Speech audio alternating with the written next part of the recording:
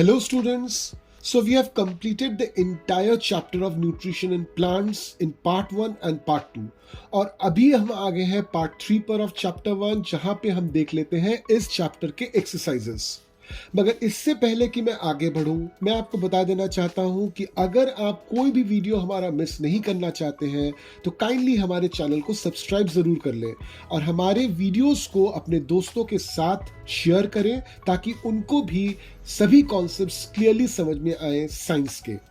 तो चले आते हैं पेज नंबर 9 पर जहां पे दिए हुए एक्सरसाइजेस। चले आते हैं फर्स्ट क्वेश्चन पे। Why do organisms take food? तो organisms खाना क्यों खाते हैं? Now there are various reasons why organisms take food. तो एक एक करके हम देख लेते हैं कि reasons क्या क्या हैं। So the first reason is energy production. Food में माइक्रोन्यूट्रिएंट्स होते हैं जैसे कार्बोहाइड्रेट्स, फैट्स, प्रोटीन्स, और जब ये माइक्रोन्यूट्रिएंट्स टूटते हैं तो they release a huge amount of energy and this energy is extremely important to perform physical activities, maintaining proper body temperature, and it also helps in supporting the various types of metabolic processes which happens inside our body. The second reason why we take in food is growth and development. Every organism needs to grow and develop, and for that they require constant supply of nutrients, क्योंकि ये nutrients help करते हैं नए tissues के बनने में, sales के तैयार होने में और ऑर्गन्स के बनने में। Third is repair and maintenance. हमारे शरीर के जो सेल्स हैं वो कंटिन्यूअसली ब्रेक डाउन कर रहे हैं और उनको कंटिन्यूअसली रिपेयर करना होता है, तो न्यूट्रिएंट्स जरूरी है for maintaining the cells, ensuring proper functioning of the body organs and the body systems. चौथा रीजन है मेटाबॉलिज्म। मेटाबॉलिज्म वो प्रोसेस होता है जिसके जरिए फूड का जो एनर्जी है वो कन्वर्ट हो जाता है बाकी ऐसे सब्सटेंसेस में जो रिक्वायर्ड है हमारे शरीर के मेंटेनेंस के लिए। तो ये जो फूड के कॉम्प्लेक्स मॉलिक्यूल्स हैं उनको सिंपल फॉर्म्स में तोड़ना ताकि हमारा बॉडी उनको यूज कर पाए, उनको एब्जॉर्ब कर पाए, दैट इज मेटाबॉलिज्म। और हम खाना खाते हैं मेटाबॉलिज्म के लिए। Fifth is regulation of bodily functions. हमारे शरीर में तरह तरह के केमिकल रिएक्शंस होते हैं, तरह तरह के एंजाइम्स बनते हैं, हार्मोन्स बनते हैं। So all these is only possible just because we take in food. And the sixth reason is immune system support. Without proper nutrition, हमारा immune system जो एक defense mechanism के तरह काम करता है against the infections and diseases, ये properly काम नहीं करेगा। So these are the 6 main reasons why organisms take in food. चले आते हैं क्वेश्चन नंबर 2 पे। Distinguish between a parasite and a saprotroph. तो चलिए एक टेबल में डिवाइड करके हम डिफरेंसेस देख लेते हैं। So the first difference is parasites वो ऑर्गेनिजम्स होते हैं जो किसी भी होस्ट के बॉडी में रहते हैं और होस्ट के बॉडी से डायरेक्टली न्यूट्रिएंट्स को डिराइव करते हैं। So they derive their nourishment at the expense of the host, often causing harm or damage to the host in process। तो होस्ट को डैमेज होता है अगर पैरासाइट उसके शरीर के अंदर रहा तो। सैप्रोफाइट्स जिनको हम डिकम्पोजर्स भी बोलते हैं, from where do they get the nutrients? They get the nutrients by breaking down and feeding on dead and organic matter like decaying plants और डिकेइंग एनिमल्स। और ये जो सैप्रोट्रोप्स हैं ये बहुत ही इंपॉर्टेंट रोल प्ले करते हैं फॉर रिसाइकलिंग एंड डिकम्पोजिशन, जिसके वजह से हमारा इकोसिस्टम प्रॉपर्ली काम कर पाता है। The second difference is parasites have a symbiotic relationship with their host, but ये symbiotic relation जो है ये parasitic symbiotic relation है। इसका मतलब क्या? ये host से अपना food तो लेते हैं मगर बदले में host को फायदा नहीं पहुंचाते, उनको harm पहुंचाते हैं। Whereas saprotrophs की अगर बात करें, they have a pure and pure saprophytic relationship। तो सैप्रोफाइटिक रिलेशनशिप में क्या होता है कि ये जो अपना खाना लेते हैं, फूड लेते हैं, वो डिकेइंग मैटर से लेते हैं। तो चूंकि ये अपना फूड जो है डिकेइंग मैटर से लेते हैं, इनका कोई direct interaction with the living organism कभी होता ही नहीं है, इसलिए ये लिविंग ऑर्गेनिज्म को कभी भी हार्म नहीं पहुंचाते। The third difference is parasites के पास कुछ स्पेशलाइज्ड एडेप्टेशंस है क्योंकि उनको होस्ट से खाना लेना है। जैसे उनके पास या तो हुक होता है या सकर होता है या कभी कभार वो कुछ ऐसे एंजाइम्स सिक्रीट करते हैं जो डायरेक्टली होस्ट को हार्म करते हैं और होस्ट से अपना न्यूट्रिएंट ले लेते हैं। जबकि सैफ्रोट्रोप्स की अगर बात करें तो ये सिंपल एंजाइम सिक्रीट करते हैं जो डिकेइंग मैटर के बॉडी में प्रेजेंट हुए जो कॉम्प्लेक्स ऑर्गेनिक मॉलिक्यूल्स हैं उनको तोड़कर इजी फॉर्म में ले आता है ताकि ये सैफ्रोफाइट्स उनको एब्जॉर्ब कर पाए। द फोर्थ डिफरेंस इज चूंकि पैरासाइट्स डायरेक्टली लिविंग ऑर्गेनिज्म को हार्म करते हैं तो कभी कभार इसके जरिए पैरासाइट्स लिविंग ऑर्गेनिज्म के पॉपुलेशन को भी कंट्रोल कर देते हैं। सैफ्रोट्रोप्स ऑन द अदर साइड ये डायरेक्टली किसी को नुकसान नहीं पहुंचाते बल्कि फायदा ही पहुंचाते हैं क्योंकि इनके जरिए डिकम्पोजिशन ऑफ ऑर्गेनिक मैटर होता है जिसके वजह से बहुत सारे न्यूट्रिएंट्स निकलते हैं जो एनवायरनमेंट में वापस चले जाते हैं। So these are the four main points where you can differentiate between a parasite and a saprotroph. चलिए आते हैं क्वेश्चन नंबर 3 पर। How will you test the presence of starch in leaves? तो इसके लिए हमको जो करना पड़ेगा एक एक्सपेरिमेंट करना पड़ेगा। तो चलिए देख लेते हैं इस एक्सपेरिमेंट का पूरा प्रोसेस। तो सबसे पहले we will see what are the materials required. We required fresh leave, ethanol, boiling water and iodine. तो अब चले आते हैं प्रोसीजर पर। हमने 8 स्टेप्स में इसको डिवाइड किया है। पहला स्टेप क्या है? आपने जो फ्रेश लीफ लिया जिसके ऊपर आप टेस्ट करना चाहते हो, ट्राई करो ऐसा लीफ लेने का जो कुछ देर डार्क में रहा हो। Step number 2 is now boil water. Third step is ये जो लीफ आपने इकट्ठा किया है उसको उस वाटर में डाल दीजिए और कुछ सेकेंड्स के लिए let it boil. The fourth step is immediately उस लीफ को बाहर निकालिए कुछ एक सेकेंड्स के बाद और उसको एथेनॉल के सोल्यूशन में डाल दीजिए। एथेनॉल का सोल्यूशन क्या करेगा?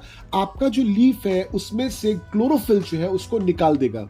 स्टेप नंबर 5 इज लीफ को उतने देर तक एथेनॉल में रखिए जब तक कि ना उसका कलर बदलकर या पेल व्हाइट हो जाए या वो लीफ खुद ट्रांसलूसेंट हो जाए। ट्रांसलूसेंट मतलब जिसके आर पार आपको महसूस हो रहा है कि उसके आर पार क्या है मगर आपको क्लियरली दिख नहीं रहा है। यानी कि एक ऐसा सिचुएशन जहां पे ना आप बोल सकते हो कि लीफ ओपेक है, एट द सेम टाइम आप ये भी नहीं बोल सकते कि लीफ जो है वो ट्रांसपेरेंट हो गया है। स्टेप नंबर 6 इज एथेनॉल से लीफ को निकालिए और इंश्योर कीजिए कि लीफ में कोई भी एथेनॉल बाकी ना रहे। स्टेप नंबर 7 इज इस लीफ को अभी एक क्लीन सरफेस पे रखिए और उस पे directly few drops of iodine डाल दीजिए। स्टेप नंबर 8 इज अगर लीफ का कलर डार्क ब्लू या ब्लैक हो जाता है आयोडीन डालने के बाद, it means there is starch. अगर लीफ में कलर चेंज नहीं होता है इसका मतलब यह है कि उस लीफ में कोई स्टार्च नहीं है। तो इस तरह से we can do a test and we can find out whether the leaf is containing starch और not. Now come to question number 4. Give a brief description of the process of synthesis of food in green plants. तो basically यहाँ पे पूछा जा रहा है आपसे the process of photosynthesis. Part 1 के वीडियो में हमने प्रोसेस ऑफ फोटोसिंथेसिस डिटेल में देखा था, तो उस वीडियो को एक बार रेफर कीजिए, वहां से आपको इसका डिटेल में आंसर मिल जाएगा। Question number 5. Show with the help of a sketch that plants are the ultimate source of food. एक स्क्रीन पे डायग्राम आ रहा है, उसको देख लीजिए। इस डायग्राम को बेसिकली हम लोग बोलते हैं द फूड चेन डायग्राम। इसमें आप देखिए जो starting of the food chain है, यानी कि खाने का जो पूरा चेन है, जो स्टार्टिंग है वो हमेशा प्लांट से हो रहा है। तो आपके स्क्रीन पे इस वक्त 3 फूड चेन है, बहुत ध्यान से देखिए। जो पहला एरो निकल रहा है that is from the plant only, यानी कि किसी भी तरह की इकोसिस्टम की हम बात कर ले, हमेशा प्लांट से ही फूड का सोर्स शुरू होता है। So we can say that plants are ultimate sources of food. Question number 6 पे आ जाइए। Fill in the blanks. Part A, green plants are called dash since they synthesize their own food. तो उनको क्या बोला जाता है? ऑटोट्रॉफ्स। क्वेश्चन नंबर 6 का B, the food synthesized by plants is stored as, अभी हमने टेस्ट किया, एज स्टार्च। क्वेश्चन नंबर 6 का सी, in photosynthesis solar energy is absorbed by the pigment called, कौन सा pigment? Chlorophyll. Question number 6 का D, during photosynthesis plants take in dash and release dash gas. तो कौन सी gas plants absorb करते हैं at the time of photosynthesis? It is carbon dioxide. और कौन सा गैस release करते हैं? That is oxygen. Question number 7, name the following. Part A, a parasitic plant with yellow, slender and branched stem. So we know this name, it is Cascata. 7 का 2, a plant that is partially autotrophic. तो कोई भी insectivorous plant ले लीजिए, हर कोई partially autotrophic होता है। से for example the pitcher plant. 7 का 3, the pores through which leaves exchange gases. तो क्या बोलते हैं उन पोर्स को? Stomata. Question number 8, tick the correct answer. 8 का A, cuscuta is an example of. तो किस चीज का एग्जाम्पल है cuscuta? Obviously it is a parasite. Question number 8 का B, the plant which traps and feeds on insects is. कौन सा प्लांट इनमें से दिया हुआ जो? It is obviously the pitcher plant. Question number 9 पे चले आइए। यहां पे आपको कॉलम 1 के साथ कॉलम 2 को मैच करना है, तो चलिए कर लेते हैं। क्लोरोफिल किससे मैच हो जाएगा? It is obviously leaf. Nitrogen किससे मैच होगा? Rhizobium. Cuscuta parasite, animals heterotrophs and insects pitcher plant. चलिए आते हैं क्वेश्चन नंबर 10 पे, जहां पे आपको ट्रू फॉल्स बोलना है। कौन सा ट्रू है कौन सा फॉल्स है? 10 का ए देख लीजिए, carbon dioxide is release during photosynthesis. This is absolutely false. Oxygen is release during photosynthesis. 10 का 2, plants which synthesize their food are called saprotrophs. एकदम गलत, it is completely false. Plants which synthesize their food are called autotrophs. Question number 10 ka 3, the product of photosynthesis is not a protein. This is true क्योंकि product of photosynthesis is starch and starch is a carbohydrate. It's not a protein. 10 ka 4, solar energy is converted into chemical energy during photosynthesis. Again, this is absolutely true. Question number 11 पे चले आइए। Choose the correct option from the following. Which part of the plant takes in carbon dioxide from the air for photosynthesis? तो हमको पता है जब carbon dioxide लिया जाता है तो कहां से लिया जाता है? स्टोमेटा से। Question number 12, choose the correct option from the following. Plants take carbon dioxide from the atmosphere mainly through their. तो स्टोमेटा कहां पे होता है? लीफ के नीचे की तरफ। So obviously the answer over here is leaves. Now come to question number 13. Why do farmers grow many fruits and vegetable crops inside large greenhouses? What are the advantages to the farmers?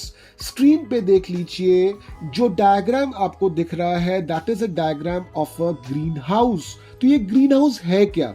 Green house एक enclosed area होता है जहां पे कांच का structure होता है और उस ग्रीन हाउस के अंदर हम कल्टीवेशन करते हैं। अब ये जो कल्टीवेशन इस तरह से होता है इसको हम लोग बोलते हैं ग्रीन हाउस फार्मिंग। बहुत जगह पे ये ग्रीन हाउस फार्मिंग यूज किया जाता है, मगर यूज करने की वजह क्या है? तो चलिए उस वजह को देख लेते हैं। तो मैंने इन टोटल 10 वजह लिखी है, जिनमें से 5 इस वक्त आपके स्क्रीन पे आपको नजर आ रहे हैं। तो चलिए फर्स्ट वजह देख लेते हैं। क्या? Extended growing season. Green house जो है ये आर्टिफिशियल एक सीजन को तैयार करने में हेल्प करता है। ग्रीन हाउस के बाहर चाहे कोई भी सीजन हो, ग्रीन हाउस के अंदर आर्टिफिशियली आप टेम्परेचर और ह्यूमिडिटी को कंट्रोल करके एक डिफरेंट सीजन ही रख सकते हो। तो कभी कभार ऐसा हो सकता है कि गर्मियों में जो फ्रूट्स या वेजिटेबल्स पैदा होते हैं उनको आप विंटर्स में चाह रहे हो, तो विंटर है बाहर, मगर ग्रीन हाउस के अंदर आप टेम्परेचर और मॉइस्चर को प्रॉपर्ली कंट्रोल करके समर का एनवायरनमेंट तैयार कर सकते हो और वहां पर आप इन फलों को या सब्जियों को ग्रो कर सकते हो। तो it helps in extending the growing season. Second is climate control. तो जैसे मैंने अभी बताया, एक पेड़ को उगने के लिए it requires a proper type of temperature, proper type of humidity and all those external factors. तो वो एक्सटर्नल फैक्टर्स जिसको हम क्लाइमेटिक फैक्टर्स बोलते हैं, उन क्लाइमेटिक फैक्टर्स को आप कंट्रोल कर सकते हो inside the green house. Third is protection from pests and diseases. Green house चूंकि एक एनक्लोज्ड एरिया होता है, वो पूरी तरह से एक्सटर्नल वर्ल्ड से आइसोलेटेड होता है। तो अगर एक्सटर्नल वर्ल्ड में किसी भी तरह का इन्फेक्शन फैल भी गया, उस इन्फेक्शन का इफेक्ट आप ग्रीन हाउस में नहीं पाओगे। साथ में चूंकि वो एनक्लोज स्ट्रक्चर है, तो properly you can take care of plants, you can spray insecticides, you can give proper medicine to the plants if they become disease infected. Fourth is increased yield. चूंकि आपने एनवायरमेंट को ही green house के अंदर control कर लिया है, तो obviously आपका जो फसल है वो बढ़ जाएगा। The amount of crops that will get generated वो काफी बढ़ जाता है। Fifth is water efficiency. जो नॉर्मल फार्मिंग होती है फील्ड्स में, वहां पे हम ट्रेडिशनल इरिगेशन मेथड्स यूज करते हैं। इसके वजह से होता क्या है कि कभी कभार पानी का वेस्टेज हो सकता है, तो इस पानी के वेस्टेज को आप कंट्रोल कर सकते हो when you are growing your plants inside the green house. Point number 6 is improved crop quality. चूंकि आप सब कुछ प्रॉपरली कंट्रोल कर रहे हो, इसलिए आपकी क्रॉप की क्वालिटी बढ़ जाती है। Seventh is crop diversity. किसी भी समय पर किसी भी तरह का क्रॉप आप ग्रो कर सकते हो।